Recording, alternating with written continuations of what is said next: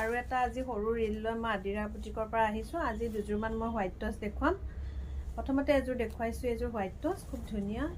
ইয়াতে কফি কালাৰৰ এনেকৈ কৰা হৈছে, তলত এনেকৈ সৰু সৰু বুটাবোৰ দিয়া হৈছে আৰু ওপৰত এনেকৈ ডাঙৰকৈ দিয়া হৈছে।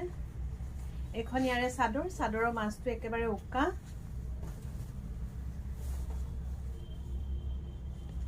এইখন ইয়াৰে মেখেলা, মেখেলাখনতো এনেকৈ তলত পাৰীটো দিয়া হৈছে আৰু সৰু সৰু বুটাটো দি তাৰ ওপৰত এনেকৈ পাটৰ নিচিনাকৈ দিয়া হৈছে।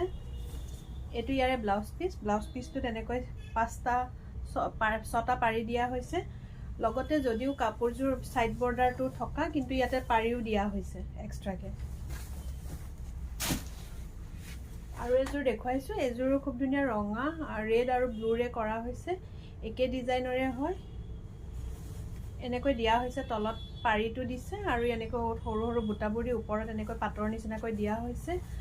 আঁচল এনেকৈ বৰ্ডাৰটো দিয়া হৈছে, বৰ্ডাৰটো এনেকৈ চেল্ফ বৰ্ডাৰৰ দিছে যদিও ইয়াতে পাৰীটো লগাব পাৰে, আপোনালোকে ইচ্ছা কৰিলে পাৰীটো দিয়া হৈছে।